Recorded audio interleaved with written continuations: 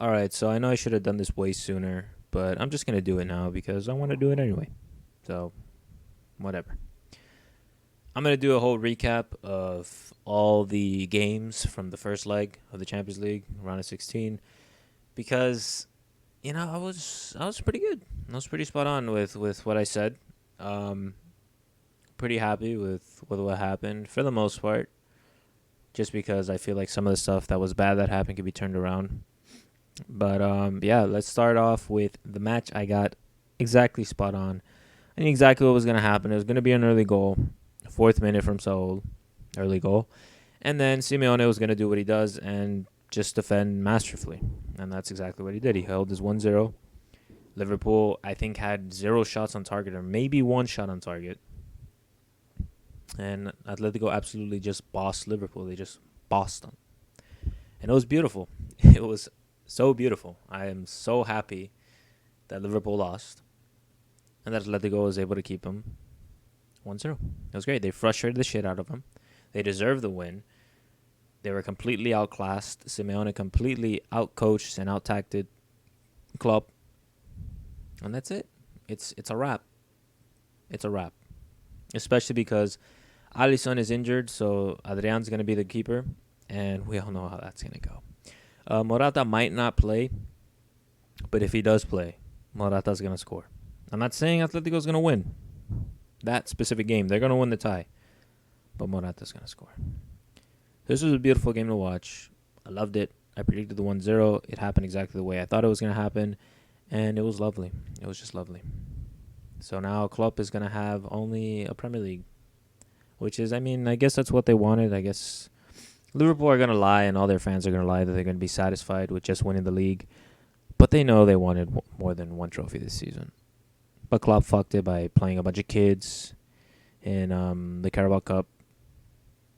Then he fucked it by not playing a starting lineup against Chelsea in the FA Cup. And he fucked himself out of 2 cups. All the Liverpool fans who are delusional are going to say, yeah, those cups don't matter, whatever. Then why do you even play them? Why do you even play them?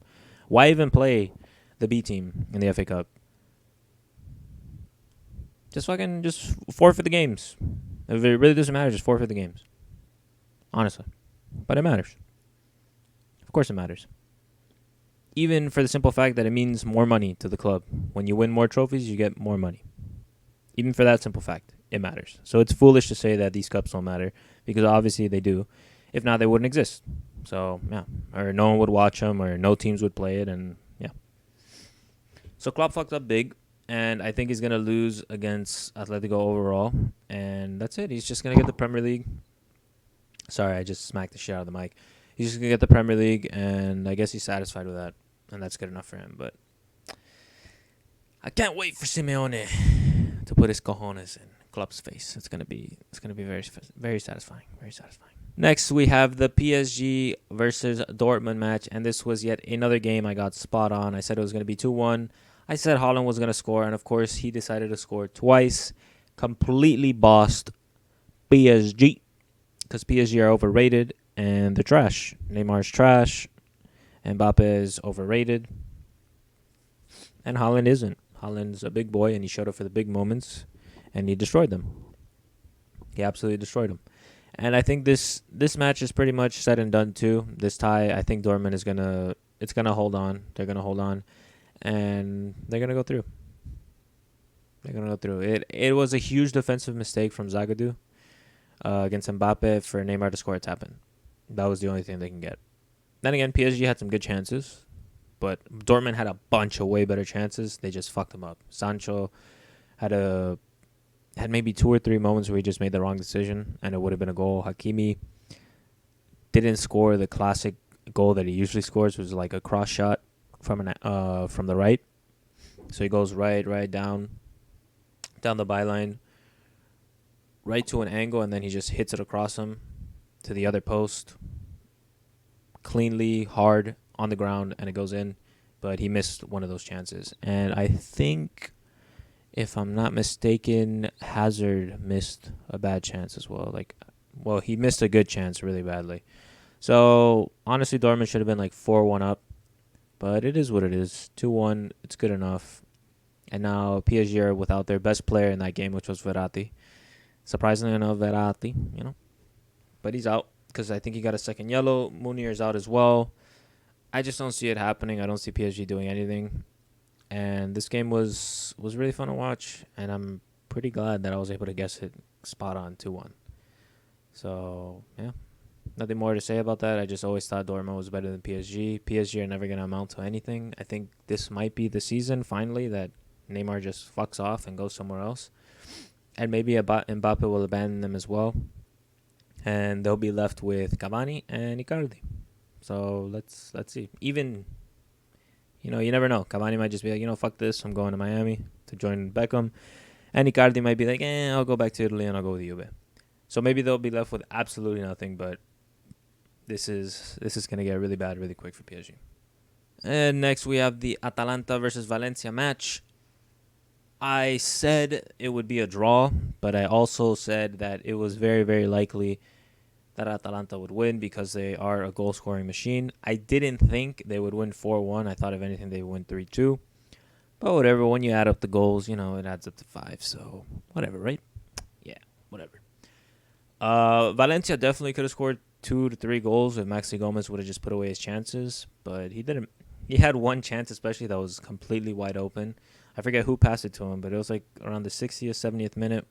They passed it to him. He's like 5 yards out. The keeper's already sprinting to his right and diving. All Maxi Gomez had to do was take a touch, let the fucking keeper dive to the right, and then put it to the left of the keeper. Put it to the left. Instead, he fucking first time hit it without even looking at the goal, and the keeper just whatever. He hit it to his right. Keeper was going right. He got it. That was the dumbest shit I had ever seen. But either way, it is what it is. Atalanta's going to win. Overall, they just score more goals. Their defense is bad, but it's still better than Valencia's because, God, Valencia's defense was awful. They were awful. It was so bad. It was so bad. And they needed Cheryshev to come off the bench to score a fucking banger, to at least get one in. So it was really bad from Valencia, really awful performance. Good performance from Atalanta, and they just did what they do, which is score a bunch of goals, and they're probably going to do it again in the second leg. So Atalanta's going through. I didn't get this spot on, but I got it kind of right. Next, we have Spurs versus Leipzig, and, I was hopeful. I really thought Spurs could win. I think I said they would win 2-1. They had their chances, but it is what it is. They didn't. They fucked up. It should have been 0-0 if it weren't for Davies being a complete idiot. I don't know. Like, in this day and age, I don't understand. There's VAR. Okay? Like, there's VAR. So what are you doing? Kicking a guy in midair. Plus, the guy he fucking kicked, which was Lamer, he went to control the ball, and he was already fumbling over himself. He was going to lose the ball. He was going to lose the ball, and Lloris was going to cover it. And this idiot Davies takes it upon himself. No. I got this. They'll never know. I think he kicks up his left leg to, pretend that he's going for the ball, and then he goes and swings his right leg right into this guy's hip. Right into his fucking midsection. Just kicks him. Just straight up kicks him in midair. They didn't even need VAR. The ref was like, what are you doing? It's a fucking clear penalty. And even if he wouldn't have seen it, VAR would have seen it, and it was super fucking clear. It was the dumbest fucking shit I've ever seen. It was the stupidest thing. I don't know what he was thinking. I just honestly don't know what he was thinking. Did he really think he was taking one for the team? There was zero benefits from what he did. Instead, it gave Leipzig the away goal. It made Spurs lose. And now it's giving them an insurmountable task in the second leg. Because now Bergwijn's out on top of Son and on top of Kane. They don't have a striker. They barely have an attack to field. They have no subs. So if someone in that attack gets injured the next game, they're done. That's it. They don't have anyone. It's over. They all have to play phenomenally well and do what they haven't been doing these past 6 games, and one of those guys has to score. And that's probably not going to happen. So this is over. But it could be a positive for Spurs. Honestly, I think Mourinho's doing a good job with what he has, and I think it could be good for them to get knocked out of the Champions League because they could just concentrate further on the league. And even if they don't get Champions League, I don't think Champions League is going to benefit them that much. I mean, what it is going to do, it's going to give them money, but then again, every team in the Premier League has fucking shit tons of money, so it doesn't even matter. But, I mean, extra money is always good, so I'm not going to say it doesn't matter. But for a club like Spurs and the position they're in right now and the stage they're in right now, their main focus shouldn't be money. It should be trying to win some trophies, trying to get some confidence back. So even if they don't make the Champions League, being in the Europa League, I think gives them a way bigger chance to get a European trophy, to get a major title like the Europa League. So this could be a blessing in disguise. We'll see.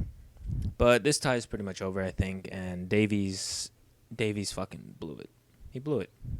Because 0-0 at home would have been perfect, just perfect for a Mourinho team to just go to Germany and try to snatch it. But that's not going to happen anymore now, is it? And moving on to the third game, I got spot on. It was Bayern versus Chelsea. I said it was going to be a 3-0 win for Bayern and a very, very dominant win. Just they were going to completely outclass Chelsea, and that's exactly what happened. Bayern just destroyed them.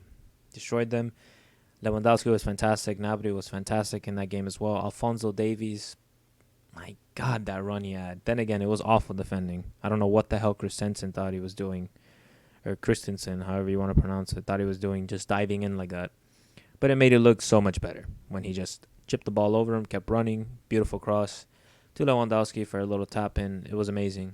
Bayern completely outplayed Chelsea, just like how I expected it. I don't know how anyone thought that this game was going to go any differently than it did. I mean, it's Chelsea, and then it's Bayern. I've been preaching it since before this competition started. Bayern is going to go to the final, or they're going to win it. One of those two is going to happen. But they're going to be in the final. Because this is the first year since I think they won it in 2014 that they're actually favorites.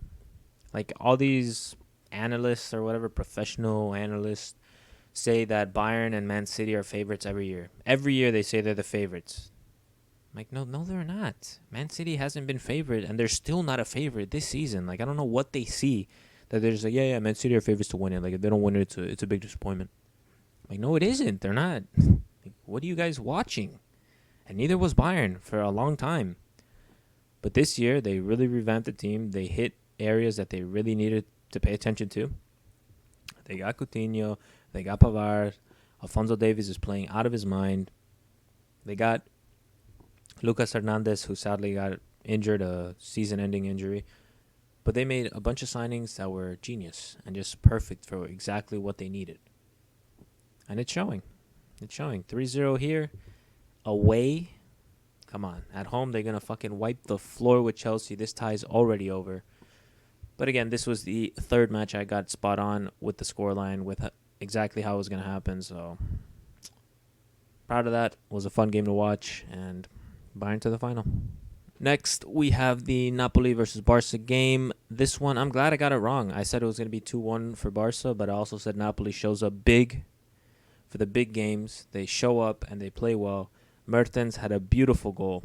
Just absolutely beautiful. The Griezmann goal was a little... Man, it was like... It's like Napoli fell asleep for a second, but it is what it is. Napoli also looked the more dangerous of the two teams to go up. And they should have gone up. If Insigne wouldn't have been so selfish, there was a play where he got past Piqué and Semedo, I think. Both of them went to defend him, and he just skipped past them. And then Milik was alone in the box, begging for it. Because for some reason, Umtiti, Ter Stegen, and someone else who was in the box defending, I forget who the third person was, but Umtiti, Ter Stegen, and another Barca player who were in the box just went to Insigne and left Milik absolutely alone inside of the 6-yard box. So it was a simple pass, tap in for Milik. He fucked it up, and that would have been 2-1. And then there was another chance for Insigne where he fucked it up too. He could have passed it, or he could have taken another touch and shot better, and he messed it up. Could have been the 3-1, but it is what it is. Honestly, I think even though Napoli play better away and they show up for the big games, so obviously going to Camp Nou, put those two together, you assume they'd have a better game, but I just don't see it happening. I see Barca winning this tie overall. Hopefully I'm wrong, and hopefully Napoli fucking win. I want them to win so bad, but they probably won't. But it was a good game. This was a fun game, and maybe if Insigne wouldn't have been as selfish as he was, this could have been put to bed at 3-1, and it would have been a completely different story going to Camp Nou. But we'll have to wait and see. Next, a game I got completely wrong. It was sad because deep down I knew, just like it happened with Ajax last year, this Juve team, they have these games in them where they're just not going to fucking perform, especially with Sarri as a coach. They're just not going to perform. And the midfield that they have, it's just, God, it's fucking like Pjanic is so bad. I've been saying it for so many years that Pjanic is just so overrated and so bad. He's bad. He's just a bad player. I'd rather have fucking Matic in the midfield at this point. Like, he's so bad. But it is what it is. It's a 1-0 loss. Szczesny probably could have done better with that chance, with that Tussart volley, top bins. Like, it was nice, but Szczesny was there. He could have done a better job with that. But yeah, I had said a 2-0 win for Juve. Instead, it was a 1-0 win for Lyon. Like I said, this was very likely to happen. Lyon at home. Juve just having one of those games where they just play like ass, and Sarri just fucking plays or manages like shit. It doesn't do shit. But these are one of the games that I mentioned that, it was sad to see what happened, but like I'm pretty confident it could be turned around to the result I want. So for the Juve home game in Turin, I think they're going to win. I think they're also going to play behind closed doors, so no fans, which kind of sucks, but it is what it is. But yeah, I think they're going to turn around. They're going to win. They're going to win like fucking 3-0, 3-1, something like that. They're going to turn around. But this was definitely a really, really disappointing match. And now on to the match that made me most upset of all. This game of Real Madrid at home in the Bernabeu versus Man City versus Pep's stupid fucking face. It was just awful. Honestly, it was just fucking awful. We outplayed them, honestly. Well, I can't say, maybe outplayed them is too far, because if it weren't for Courtois, this game would have been over. This whole tie would have been over. It would have been like 5-0, honestly. It would have been fucking over. Courtois played an amazing game. He has quickly put himself back on top as one of the best keepers on the planet and one of the top 3 keepers right now, honestly. It's Ter Stegen, it's Oblak, and it's fucking Courtois. Like, they're all there. No specific order, Ter Stegen and Oblak. I'm always switching. For now, Oblak is number 1, then Ter Stegen, then Courtois. He's just been that good. He's been that good. If it weren't for him, I don't know where we'd be, honestly. I don't know where we'd be. I didn't think I'd be saying this even 5 months ago about Courtois, but he's been that fucking important to this team. He had like 3 one-on-one saves against Gabi Jesus. He had like 1 one-on-one save against Mars and then 2 other saves against Mars. He was just phenomenal that game. Phenomenal. Zidane played exactly how I wanted him to. He started Isco, which is what I wanted to see, and Isco was extremely dangerous all game. All game, he was the best player. Until he got subbed off, he was the best player. And Isco fucking scored, and he played great. Vinicius, him too. He played... The thing about Vinicius is he always tries, right? So even if he does something bad, he does a bad pass, he tries to dribble, it doesn't work out for him, he shoots and it's like, it's too soft and it goes straight at the keeper, whatever. He always keeps on trying, he never gives up. So that's the thing about Vinicius that's great, and that's how the goal came, because he took the ball from Walker, because he just never stops trying, he kept pressuring, he got the ball, he passed it in between, I think it was Fernandinho and Otamendi, he passed it right in between them, Isco was wide open, shoots it, great finish, and it was the 1-0, it was beautiful, and that's when I think Zidane should have made some changes. Benzema should have been out of there so much sooner. Benzema is such a piece of shit. He never got subbed out. That's the problem. He never got subbed out. Benzema wasn't doing fucking shit. He had one chance where it was a header and he fucked it. And then Vinicius fucked the rebound which is also bad, but whatever. Benzema's the number 9. Benzema's the striker. He didn't do shit that game. He didn't do shit. He should have been subbed out way sooner. The way the game was going, I think we should have subbed out. Modric. We should have put Casemiro in Modric's position because Modric already had a yellow, and Casemiro was playing like crap. He was handling the ball very poorly. He was giving away the ball a lot. He was doing stupid shit like little fancy flicks and back heels when he shouldn't have been doing it, and he wasn't defending great. So I think for sure, we should have subbed him out, and we should have we should have subbed out Modric, Guardiola, and we should have pushed up Casemiro into Modric's position so he would have been less of a liability. But he didn't do it. And I think it would have worked out perfect. Valverde was running his ass off and playing great. Casemiro didn't have a yellow. So just push him up to where Modric was. Put Militao where Casemiro is because Militao can play as a CDM. And fucking hold. Just hold. Put some structure in that midfield that's lacking because Casemiro usually gives it. But if he's not going to play well, then the midfield is lacking a structure. And it would have been a perfect change to be able to defend De Bruyne, who was just running around and fucking running rampant and being super dangerous and playing great passes in. And in the end, that's what killed us because De Bruyne, I believe De Bruyne is the one who crossed it into Jesus for the header.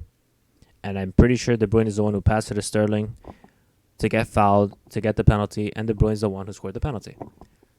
So all I wanted from Zidane was take out Benzema. If I would have been Zidane, I wouldn't have made the changes that he did. I would have, after the goal, probably like 5-10 minutes after the goal, take out Modric, put Casemiro where Modric was playing.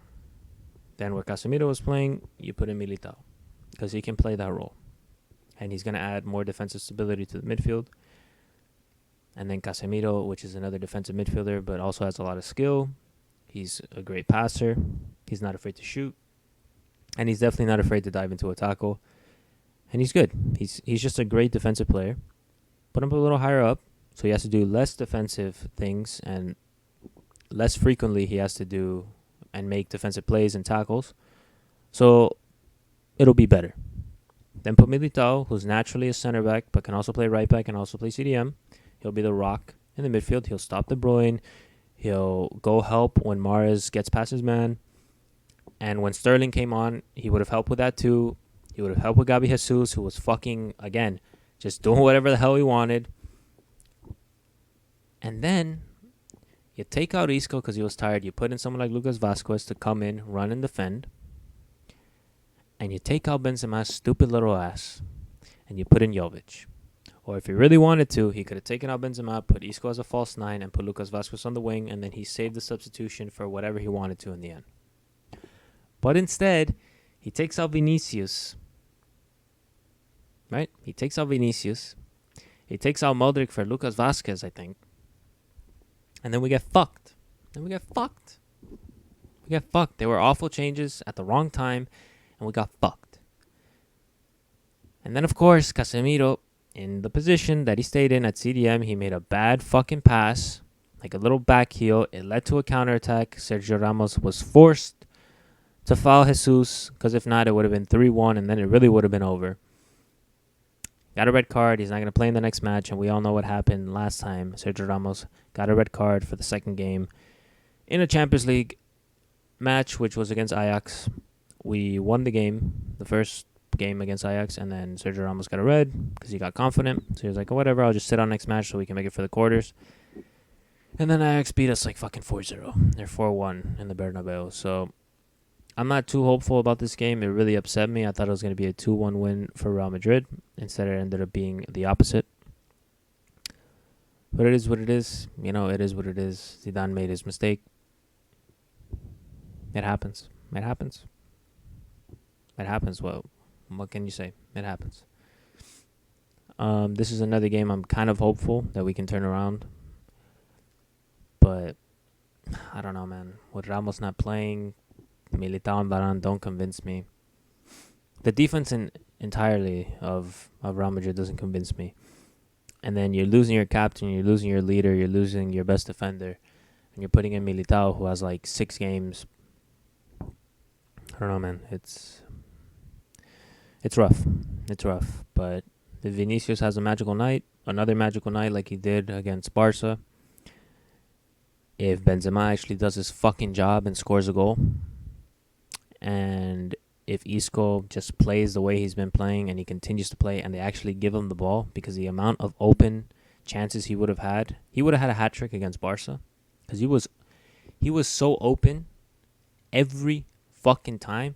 I think it was around like this area of the pitch against Barca. It was like right here, right at the edge of the box. He was wide open every time because Zidane was overloading the left side to basically abuse Semedo. So he had Vinicius, Isco, Benzema, and Modric, I believe, all on that left side, just overloading it. And that gave Isco a chance to be open right here in this area for a shot. And one time he did. They actually gave him the ball. Instead of crossing it in to no one, they actually gave him the ball. He was wide open, and he curled a fucking beautiful shot that if Ter Stegen wasn't the second best or best keeper on this planet, it would have gone in. It would have gone in. But he should have had like 5 of those chances, and out of 5, probably 2 or 3 of them would have gone in. But it is what it is. Hopefully that same tactic is being used, and we can expose Man City in the away leg, and Isco can get some chances and score some goals, and we can turn this around. I don't know. I'm not that hopeful of it, but I'm praying. I'm praying. We'll see. We'll see what happens. We'll see. But anyways, I got most of the games right. I got 3 of them completely spot on scoreline wise. Even though the ones I got wrong, like Leon Juve, that I said Juve was going to win, they're going to win the overall tie, so whatever. It is what it is. And hopefully Real Madrid do the same against Man City. But that's it. This was the recap, I guess. I know it was a little messy. I didn't really write like a script or anything. I didn't really plan what I was going to say. I'm just speaking off the top of the head how I feel. The Real Madrid-Man City one, I already had a lot of thoughts on it. That's why I spent the most time on this specific game, because during the game I was just watching it and I'm like, this is what we need to do. We need to put Militao in there. Didn't happen. We need to put Lucas Vazquez in there. It didn't happen. I cannot see Bale on that pitch. Fucking saw Bale on that pitch. Benzema needs to come out. He didn't come out, so I just, there's just a lot of things, but it is what it is. Anyways, that's the recap. I hope you guys enjoyed it. If you did, leave a like, leave a comment, subscribe. Hit the notification bell so you know exactly when my videos come out the moment they do. And let me know what you think of the games, and let me know what your recap is, what your hindsight is on all the games, what you would have done differently if all the games went the way you thought, and your predictions for the second legs of all the games. And yeah, I'll see you guys in the next video.